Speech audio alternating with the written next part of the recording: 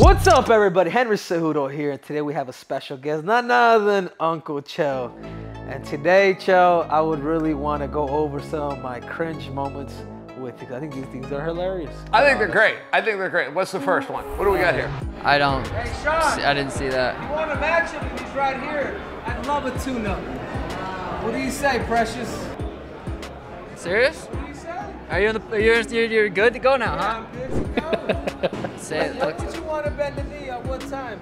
Because I think you absolutely suck. What do you weigh? Go ahead, carry on with the interview.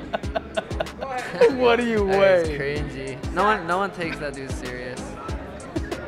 I honestly gonna be smiling, laughing. He's not even taking that serious.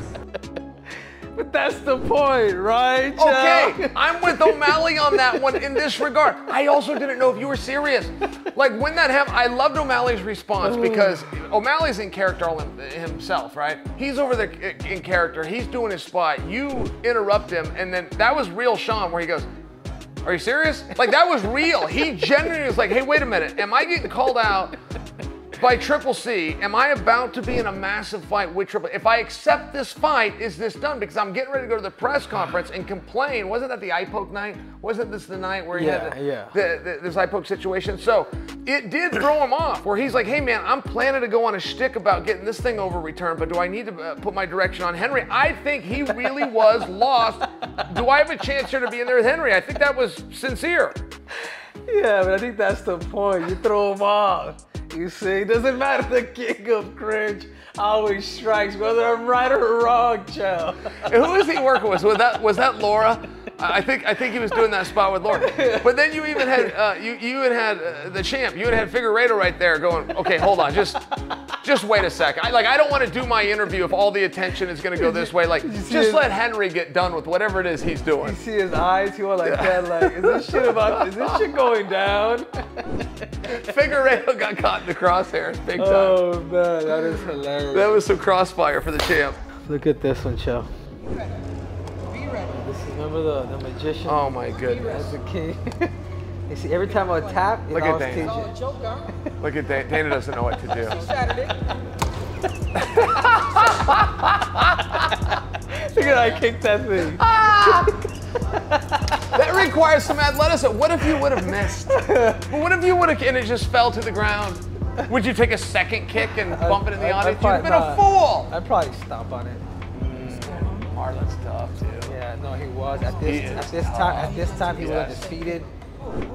You know, he was the #1 contender. Yes. Nobody had beat him in the UFC. No, I saw Marlon do a workout and I was blown away. That is awesome. I remember that one. Now that one we actually talked about a while ago, and I told you I remember the crown. I remember a cape, so I remember this thing correctly. But there was so many moving parts to that. Like when you took out a snake, it's like, okay, hold on, that's a fake snake, right? And if you watch it, well, you pull the snake out, like you never know. I mean, I used to think Jake Roberts was doing a fake snake, and then you realize Damien's real. So you pull the snake out, and you see Dana move.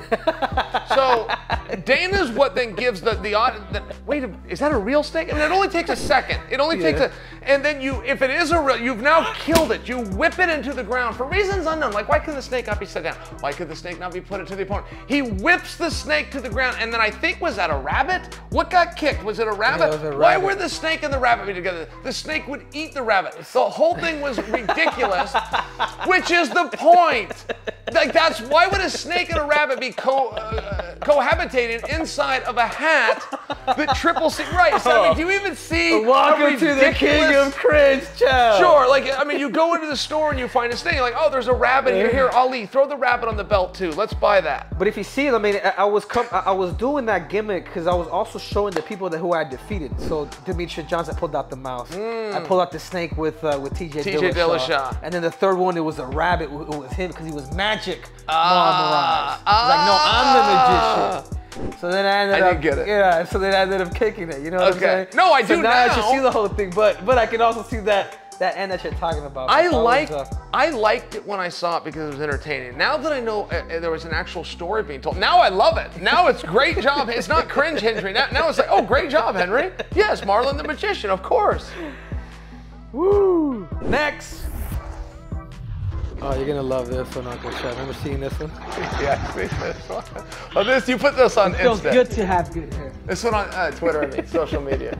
So upon my return, I really did want to fight Dominick Cruz, but I thought about it, and he's too brittle. If I was to tell Dominick Cruz to bend the knee, he'd pop his damn neck out. But actually, I'm not here to talk about Dominick. I'm here to talk about Jose Aldo. I want to give him a clap at his last performance because a lot of people thought he won. I want to congratulate him because now he's part of the Henderson Cejudo sweepstakes.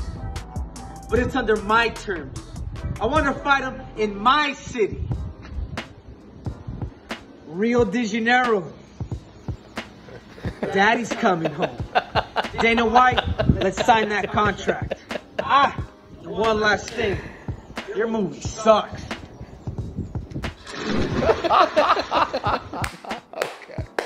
But you know what's crazy about that whole situation? Oh, there's lots. Let's hear your take. Yeah. I got the fight with Jose Aldo. Yes. He lost to Marlon Moraes. Yes. I was able to get that fight just based on this damn little clip to be able to tell that story. Now, there's a few things. And this is open for, see, this is a form of art that you're doing. So I must, as the viewer, interpret the poet, and here's what I think. First off, when you touch another guy's flag, that works. Like, I mean, there's some things that you have to fight about. If you touch another man's flag, you have to fight, and you knew that. Secondly, not just that, Daddy's coming home. Yeah, no, that was great. When you come out of the pool against your two assistants, of which were either told not to speak or unable of speaking in this form, you sit down and you put on sunglasses. Now, what's interesting about it for me, most people would grab a towel.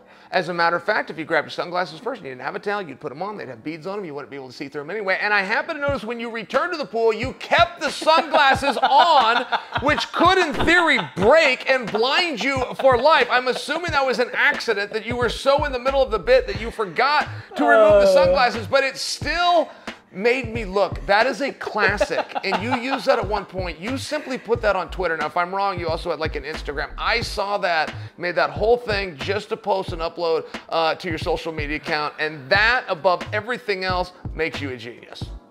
There you have it. Next. Yeah. So I don't know. TJ, drink some water, man. You're gonna need some. Drink some water, bro. Seriously, I think that's crazy. I think number one, get past. That's why you're. That's why you're the most boring fighter on the roster. Try to get past me. Try to get past me. It's gonna be no problem. And then think of Max Holloway, but he ain't getting past nobody.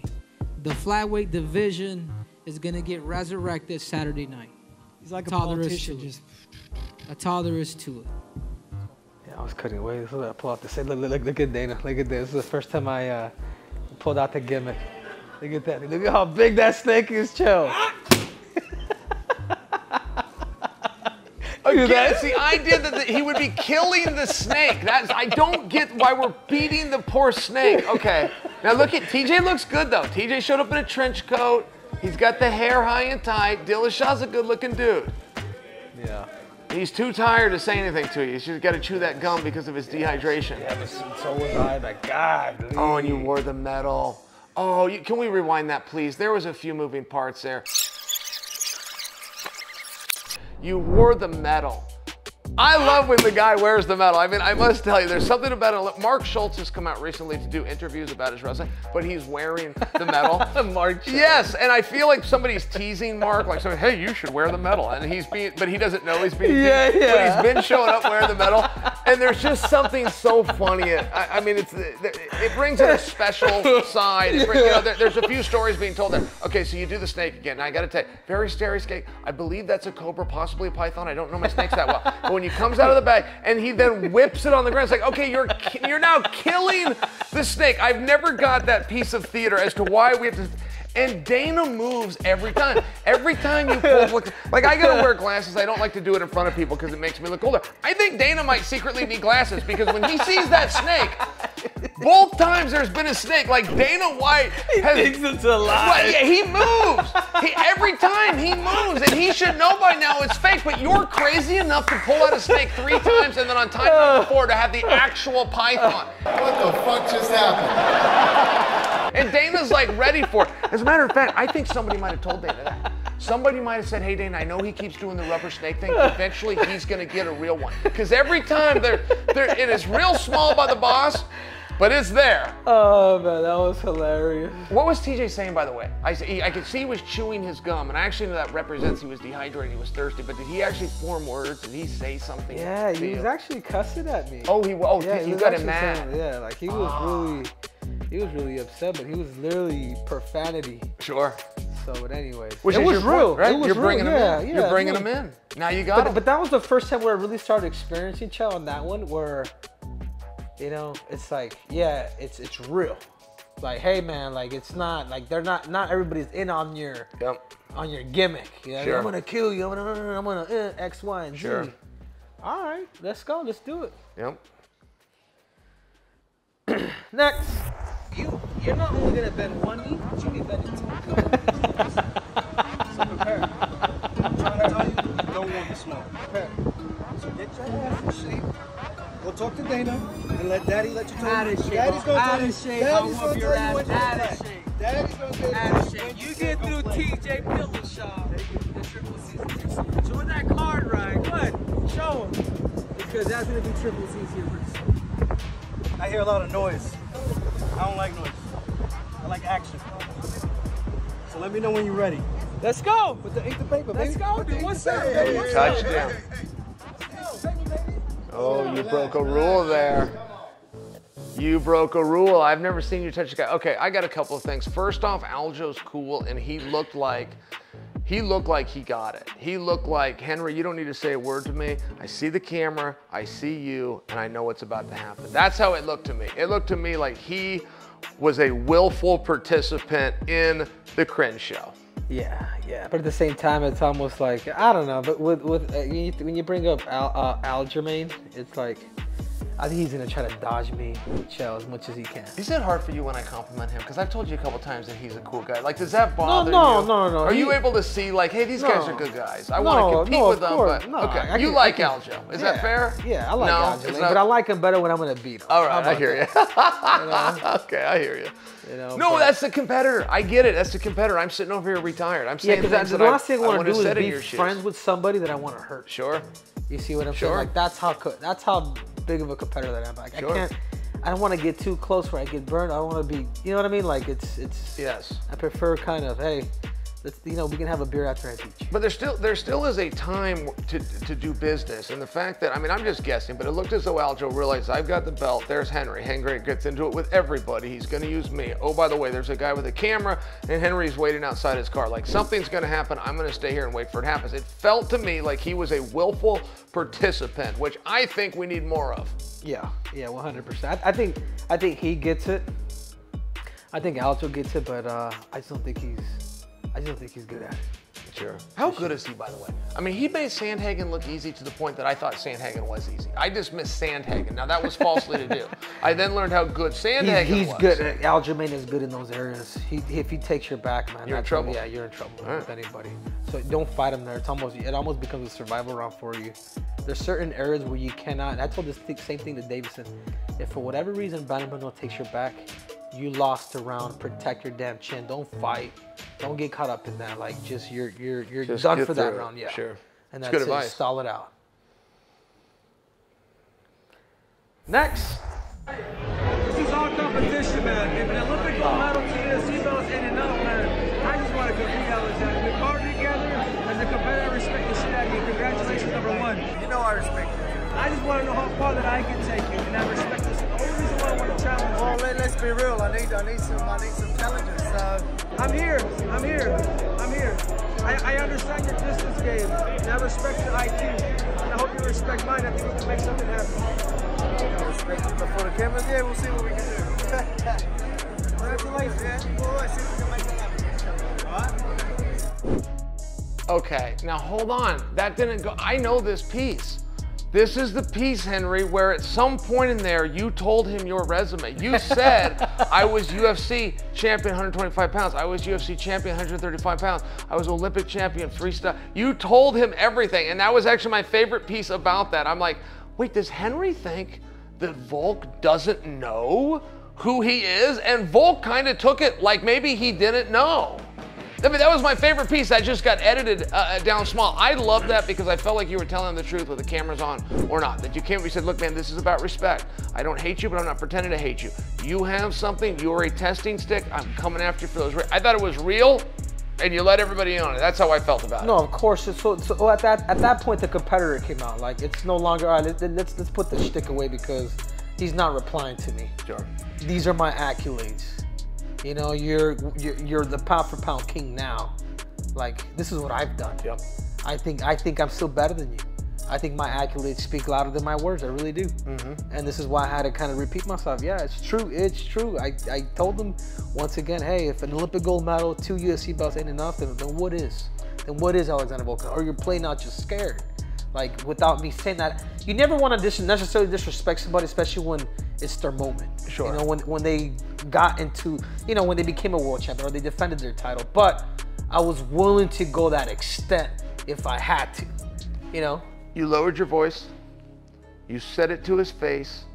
You were short and to the point. Now, the reason I like that is because of what you just touched on. That was his moment. This is his 15 minutes. He just defended. He has this glorious moment. If you can cross paths with him, you pay him your respect while letting him know, by the way, you're a tremendous testing stick. If you see me as the same, I am a competitor. If you are the same, we should do something together. I thought you really crossed your T's and dotted your I's, and I thought that he made one very good point when he said, hey, let's be fair.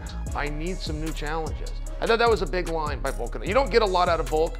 And I appreciated that he said that. I appreciate that he showed that he's aware enough of his division. And he is right. One thing that Henry Cejudo would present is a challenge. Yeah, 100%. I think the biggest question now is when. You know, what's going to happen with Oliveira and Islam? Sure. Because I do believe, Chael, that if Islam does beat Charles Oliveira, he's a very bad matchup for Alexander Volkanovski. He's going to hurt him. The pound for pound king's about to get murdered by this dude. His top control, that base that he has, these dudes are spending their time striking and doing all this other stuff. This dude's just grappling, beating your lights out to Pope on top. Sure. He's not gonna have that. He doesn't have that strong base to beat somebody like Islam. Perhaps. I mean, perhaps, but there's also another side that perhaps he agrees. I mean, perhaps he sings a different tune once that fight plays out, right? Nobody knows what they know until they have the information. So let's give Volk a little bit of room. I mean, Volk putting on 10 pounds is interesting, but Volk giving a 2-division champion and Triple C a shot too. Right. It's also interesting. But I also do understand his point. Like, if he does, that's going to be very ballsy of his if Islam does win to better go up against that. But will the UFC allow that? I agree. The next person in line would be me. I know that I'm going to get the winner of Aljamain and TJ, but I know I'm going to beat either one of those guys. I want that guy that nobody believes that I could beat. Sure. I want that guy that I want to become, the C4. You continue to keep upping the challenge? You know what I'm saying? And here's the question. And it doesn't have to be literal. I mean, I'm not expecting an answer, but the question is: are you willing to go through the winner of Aljo and TJ? Are you willing to go through the winner to get to Volkanovski? I think that is likely what you're to be confronted with. The answer to that question. Yes, and the answer is yes. All right. I would prefer, though, cut the line, because I'm gonna end up leaving the 135 pound to chase something that nobody has ever done. Sure. So that's your answer, Chael. I like it. And we're out. So thank you guys again for watching. It means a lot to me. So you guys remember, there's more breakdowns, there's more technique, there's more tactics, and there's definitely more cringe. So make sure to subscribe and click on that button. I'm out!